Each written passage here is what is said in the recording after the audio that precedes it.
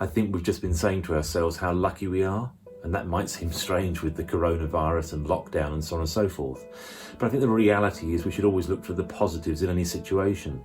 And one of the positives for us today is the fact that normally each weekend we go and visit my parents in a local care home.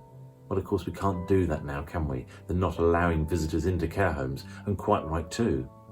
But my mother has an iPad and we normally communicate, on email. And of course, with an iPad, we can also get her hooked up to a Skype call. So there we are today for the last hour and a half, having some laughs and having some great communications, if you like, by using her iPad with Skype to connect with us. And even better than that, because my brother lives in Lincolnshire and who can only really get down about once a month normally to see them, he can join us on the weekly Skype call. So as a family, we catch up with each other and kind of understand what's happening.